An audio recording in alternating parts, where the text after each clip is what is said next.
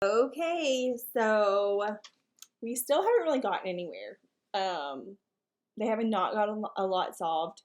They're kind of just like going in circles a little bit and arguing a lot. So, chapter 12 is Come On Down. So, this might be where we find some solutions to our problems.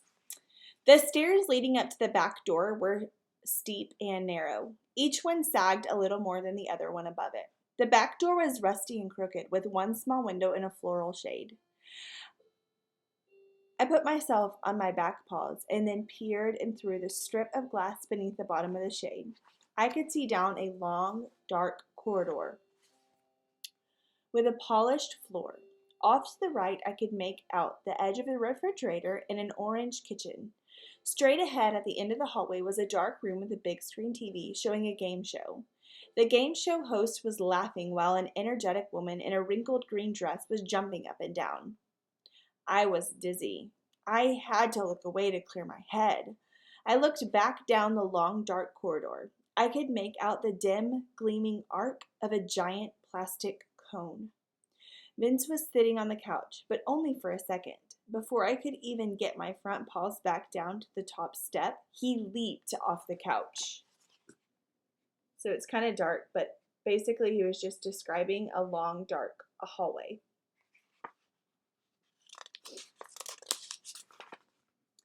And charged to the back door. Except at the moment that Vince should have been crashing through the doggy door, he was just crashing. He was trying to get out, but the funnel had other ideas. That mutt was in the fight of his life with his own neck. He lost the fight. You have to see this picture. It's him barking. It's kind of hard to see. But him barking, and all you can see is his little mouth because the cone has trapped him from doing anything else.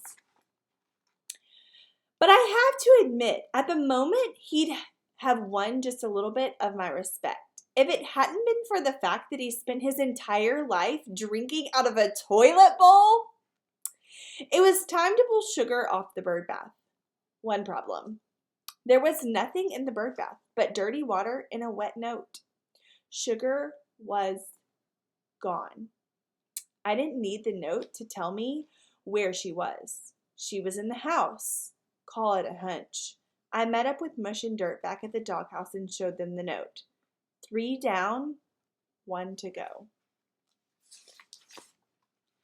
I thought Mush might crack into a million pieces. Here are the hard facts. I can't get into the house. Vince will smell me coming a mile away. But we need more information if we're going to get them out of there. Dirt was all ears. Mush was all mouth. Okay, so I want you to think about what that means. Dirt was all ears. Mush was all mouth. So Dirt was listening and Mush was just talking. I can't fit that door. I can fit through the door. I'll go in, she said. Her left foot was bouncing up and down again. This strange tick was really getting on my nerves. I've seen her under pressure, I answered. Bad plan. There's only one of us who can pull this off. Dirt planted her feet, raised her dark eyes, and stuck out her skinny chest. She looked like a toothpick with a head. She was about to speak when a ladybug flew by. Pretty polka dot, she remarked. Oh, brother! Rehearsal is chapter 13. Search and rescue dogs are a rare breed. We have to be half strength, half perseverance, and half obedience. Do you own Math, tough guy? I'm making a point here. If you don't have the good sense to follow orders, you're about as useful on a search and rescue mission as a scoop of vanilla ice cream. I wasn't sure what Dirt made of it, but I'd seen her follow Sugar around and do what she was told. If ever there was going to be a search and rescue chicken, she was it. So he's saying, if you're going to be a search and rescue, you have to follow directions.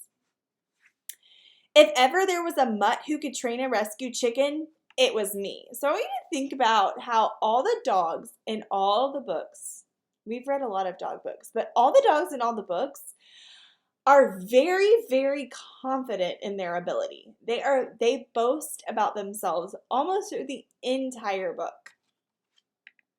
I had 1 hour to teach a baby bird what had taken me and every other working dog I know more than 2 years of training to learn. Luckily, we had plenty of chicken food. Turns out I'm a natural. I used a stick in the dirt floor of the doghouse to draw a diagram of what I had seen on the layout of the house. It looked something like this. So he drew a little map.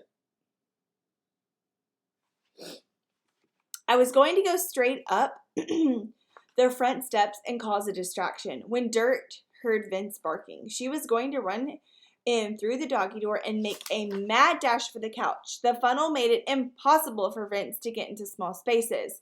Once Dirt was under the couch, she would be safe long enough to catch her breath.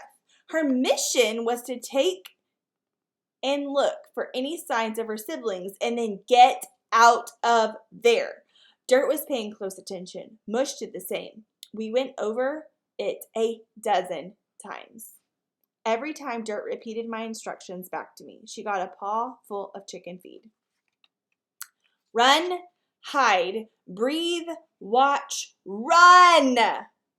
I call it RHBWR, but it's hard to pronounce. We practiced RHBWR for an hour. Well, an hour in dog time, which is 7 hours in people time, which translates into 43 hours in chicken time. It was a long time. Mush didn't interfere. That's when I knew something was up. Interference was Mush's middle name. I was about to send her chick into a strange house with an angry dog, and she had nothing to say. I was so busy being a search and rescue teacher of the year that I didn't realize who the actual student was. I thought I was training Dirt, but I had actually trained Mush. She stuck around just long enough to learn what she needed to know. Then she used Dirt to distract me while she snuck off to do the RHBWR. I had no idea how long she had been gone. Okay, so they kind of tricked him because Mush knew that he was not going to let her go in and do that. So instead, she came up with her own plan and decided that she would sneak okie dokie, I will see y'all tomorrow. Have a good one.